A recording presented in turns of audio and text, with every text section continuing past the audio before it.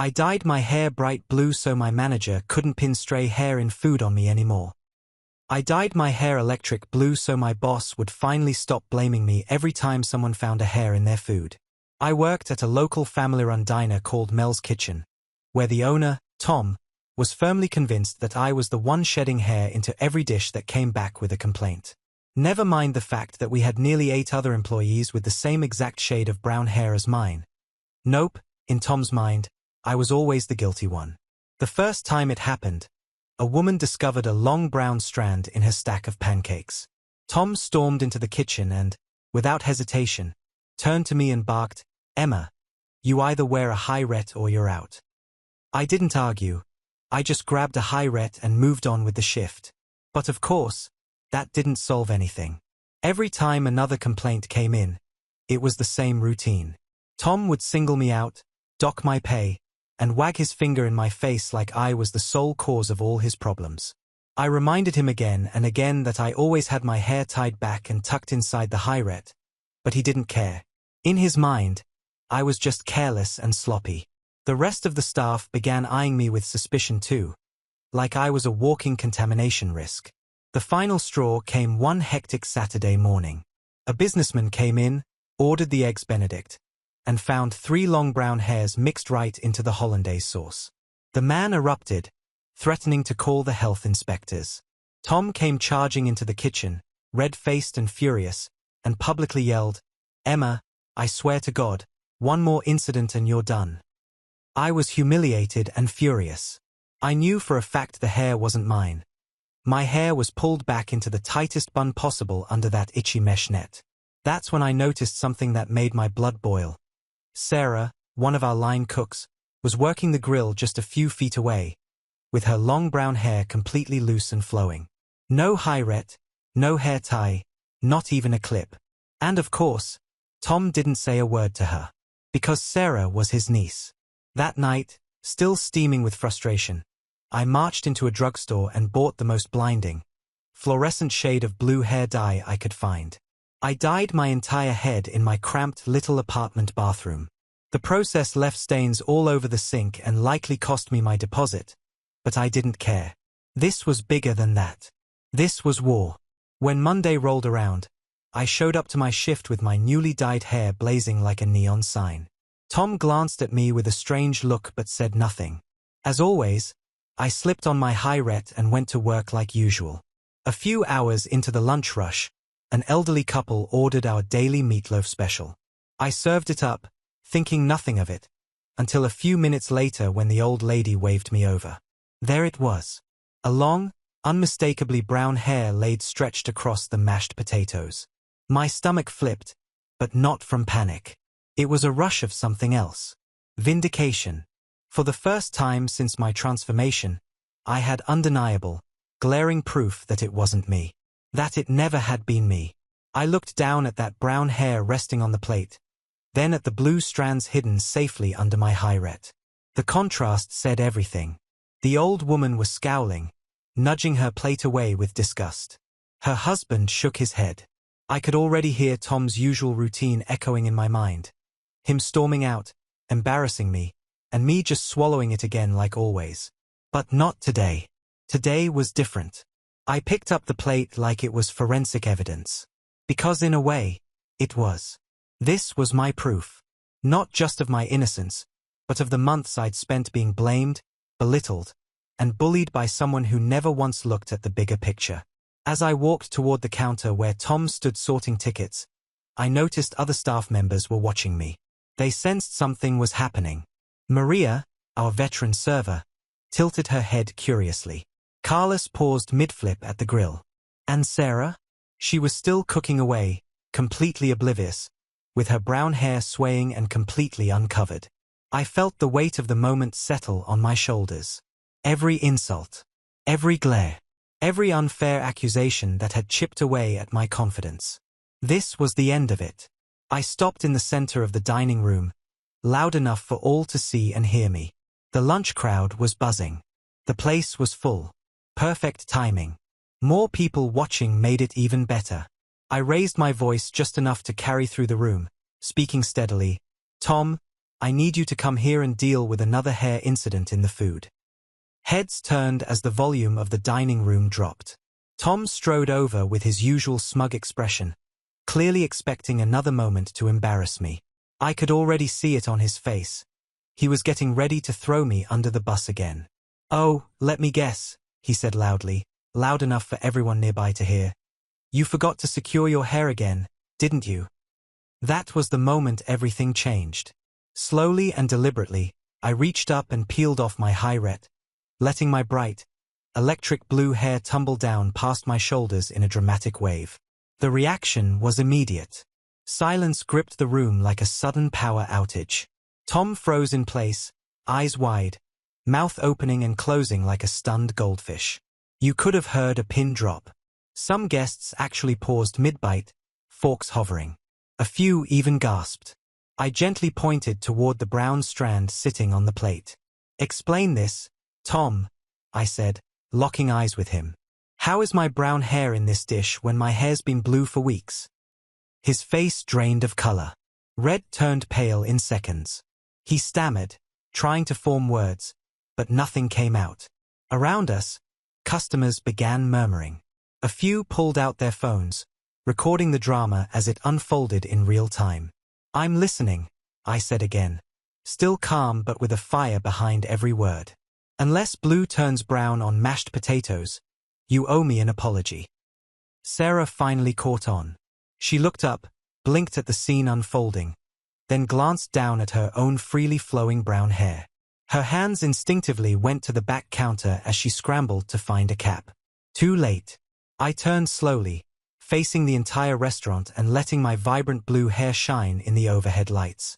"You all see this, right?" I called out to the room. For months I've been blamed for something I never did. And now, finally, we all know the truth. Tom still looked like he was malfunctioning.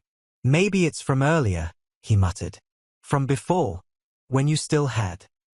I cut him off with a raised brow. "When I still had brown hair? That was 3 weeks ago, Tom. Are you telling everyone here a single hair has been floating around the kitchen for 3 weeks and magically landed on this plate?" The crowd wasn't buying it. Someone chuckled. Another scoffed. Conversations picked up, growing louder with disbelief. I had them. I really had them. I took out my phone and hit record. Then, with one swift move, I went live on Instagram. "Hey, everyone. I'm Emma," I said, camera on me. "And I've been shamed, yelled at, and accused by my boss for something I never did." I showed the camera my glowing blue hair, then zoomed in on the plate and the brown hair sitting front and center. Then I panned over to Tom, who still hadn't found a way to speak like a human again. "This is my boss, Tom. He still can't explain how my blue hair magically changed colors on a plate of mashed potatoes." The viewer count ticked up almost immediately. Comments poured in. "Expose him. Girl. Justice for the blue-haired queen. Health code violation vibes." It was like pouring gasoline on a fire. Customers began standing, gathering their things. Some loudly declared they wouldn't be back. A woman near the front called out, "If you can't even track whose hair is in the food, what else are you screwing up back there?" I turned the camera on Sarah, who was trying to pretend she didn't exist. "And this," I said clearly, "is Sarah. She's Tom's niece. She's worked here for months without ever wearing a cap or tying her hair back, while I was getting punished again and again." The chat exploded. Hashtags flew across the screen. #Justice for Emma. #BlueHairTruth. #ShadyKitchen. Tom tried to regain control. "Emma, shut it down or you're out. Fired." I couldn't help but laugh. Actually laugh. "Fire me, Tom? Really?" I panned the camera to show half the restaurant walking out. "You've already lost most of your customers. Go ahead. Fire me in front of thousands of live viewers." It wasn't just the diners leaving. The restaurant staff were moving too. Maria, the oldest and most respected waitress, stepped up beside me. "Can I speak?" she asked, and I angled the camera toward her. "I've worked here 5 years. I always knew those hairs weren't Emma's." But Tom wouldn't listen. Then Carlos, our main cook, chimed in. He warned me not to confront Sarah, he said. Told me if I made noise about it again, I'd be fired. One by one, the staff came forward. More and more voices joined in, each person recounting their own stories of favoritism, unfair treatment, and how Sarah got away with things that would have gotten anyone else fired. What had started as my personal protest turned into a full-blown exposé of everything rotten in Mel's kitchen. Tom looked around, realizing the sinking ship couldn't be saved. "You're all fired," he shouted. "Every single one of you." "Fantastic," I said, still filming. "Because now you get to explain to your health inspector, if one ever shows up, how you plan to run a restaurant with 0 staff left." The live stream kept rolling. The views kept climbing. And Tom, who once publicly humiliated me for months, now stood in the spotlight of his own downfall. Caught, exposed, and outnumbered. Soon, the video started spreading like wildfire. Local influencers began reposting it with captions like "Finally, someone speaks up," and tagging others to watch. Food critics across the city were chiming in with shocked reactions in the comments. Some even admitted they had eaten there and felt uneasy about the conditions. Within minutes, local media outlets began sending me direct messages asking if I'd be willing to speak with them. In just under an hour, everything had flipped. I went from being the girl constantly blamed for hairs in mashed potatoes to someone people were calling brave and heroic. And Tom? He was discovering that the small, insignificant employee he always dismissed had the power to wreck everything he built. But that wasn't even the end.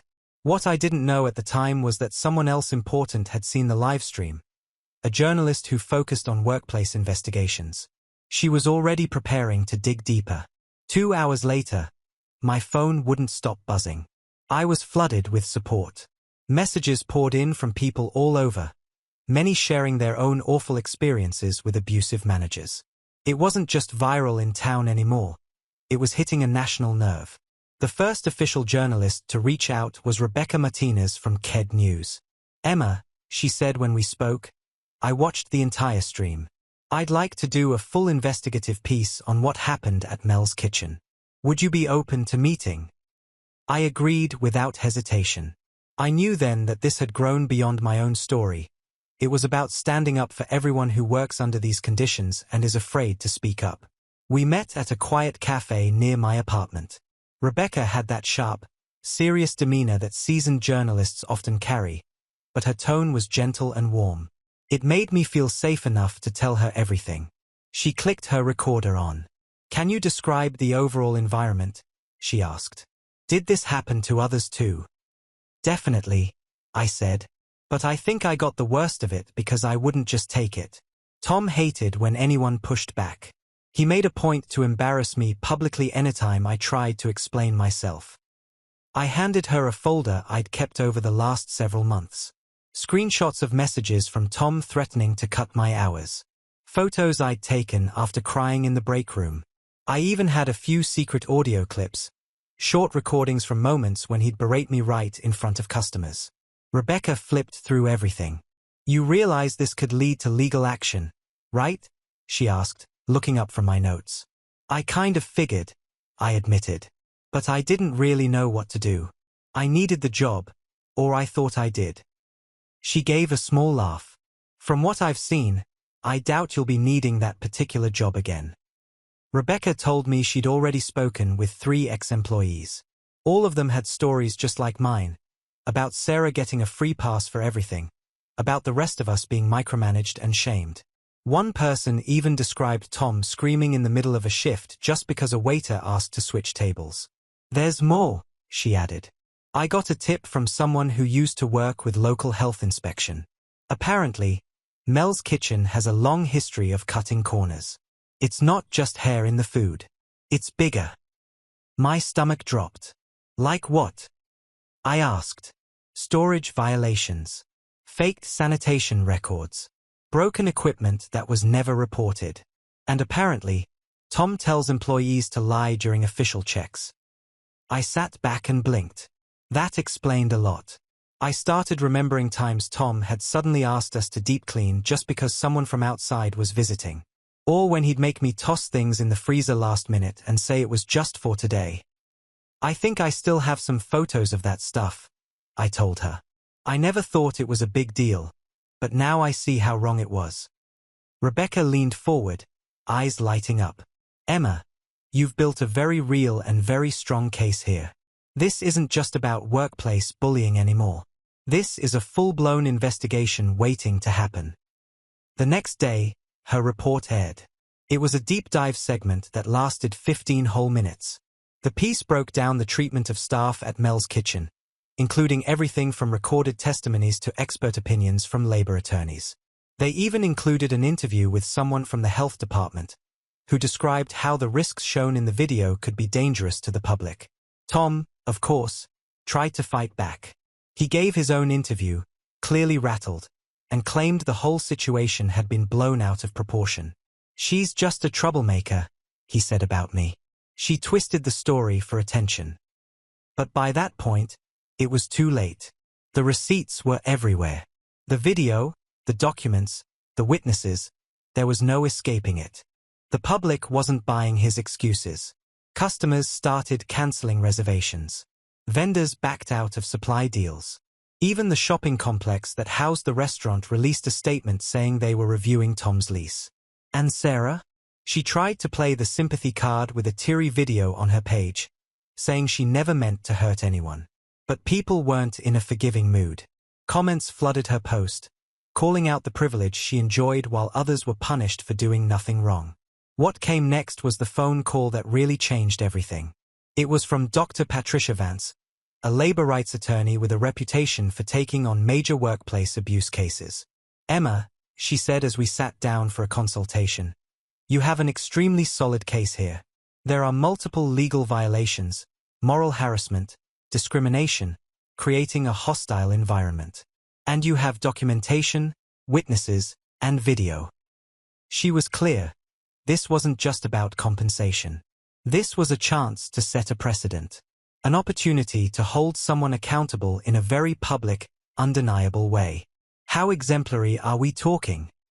I asked her. The kind of case that sets a precedent, Dr. Patricia replied. The kind that sparks real change. One that makes other employers think twice before mistreating their staff like Tom did to you. Within the same week, we moved forward with the lawsuit.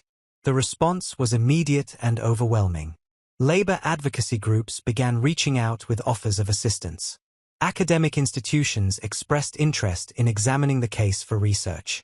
Even a few political figures started referencing my story during debates around workplace protections. Meanwhile, Tom tried everything to stop it. He called me repeatedly, leaving messages on my voicemail asking to settle privately, saying it was all a misunderstanding. But I wasn't open to making side deals. Then the pressure on him intensified further. Health inspectors showed up for an unannounced audit. What they found mirrored everything Rebecca had reported in her investigation. Violations in food safety, manipulated logs, and employees like Sarah working without any proper sanitary precautions. Mel's Kitchen was shut down temporarily, slapped with significant penalties. When asked why only I had to follow strict hygiene rules while others, especially his niece, weren't held to the same standard, Tom had no coherent response. The once beloved neighborhood restaurant quickly became infamous for its dysfunction and poor employee treatment. It became the subject of internet jokes, memes, and business school case studies titled "What Not to Do in Management." The establishment's fall from grace was complete. But for me, the most powerful moment wasn't watching Tom's empire crumble. It came in the form of a private message from a young woman in a different city. Emma, it said, I watched your story. I'm reporting my own boss tomorrow. He's been doing the same things to us. Thank you for helping me find courage.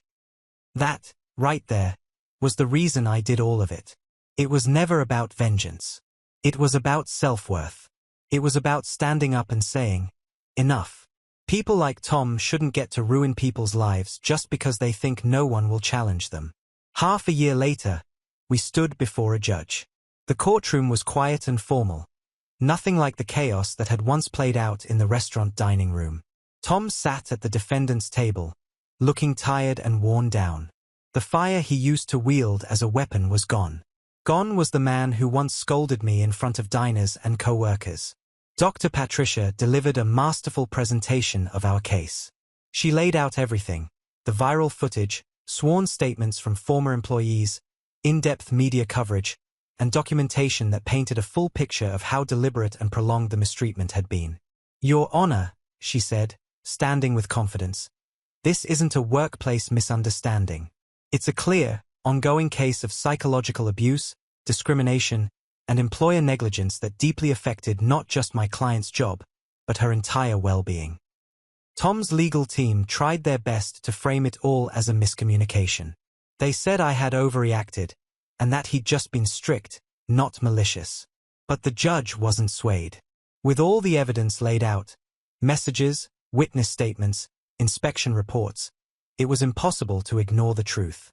In the verdict, the judge looked Tom directly in the eye and said, "Your conduct clearly reflects ongoing psychological harassment. Creating a hostile workplace targeting a single employee is unacceptable, regardless of company size." We won. The court ordered a substantial settlement, one that not only covered emotional damages, but also recognized the toll of months of mental and professional distress. The judge even made a point to include in the official ruling that small acts of managerial abuse, when accumulated, can severely impact a person's mental health and livelihood. Tom had to sell his personal property, including his home, to pay both the fines from the health inspection and the damages from the lawsuit. Mel's Kitchen never reopened. Sarah managed to find another job eventually, but the scandal followed her. She was no longer just Tom's niece. She was now associated with a viral workplace scandal, and that reputation stuck. But to me, the legal win wasn't the true reward. What mattered most was what I did with that second chance.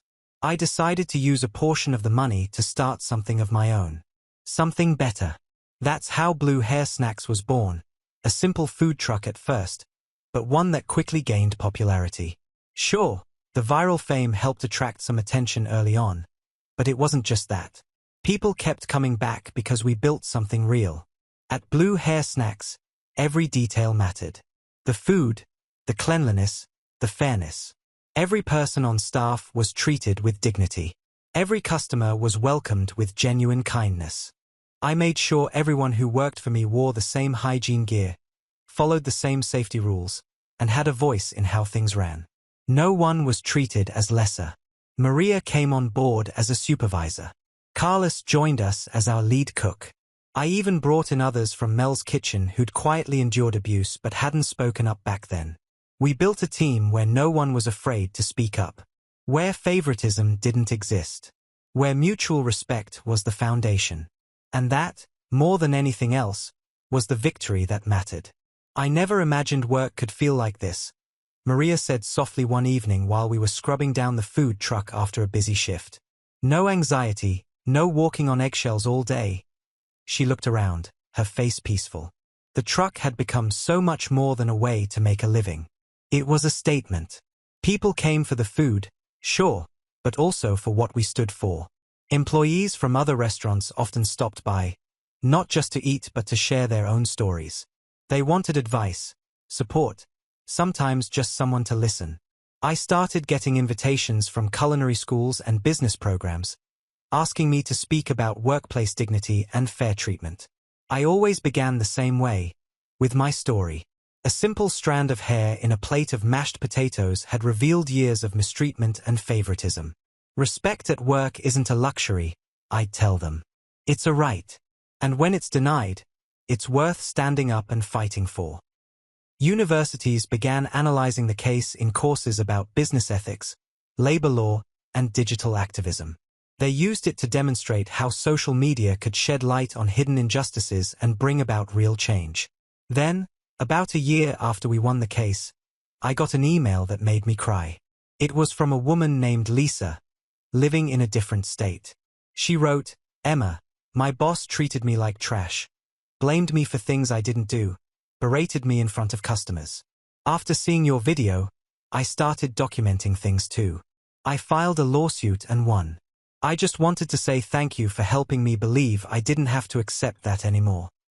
She attached a picture of herself, beaming proudly in front of her food truck.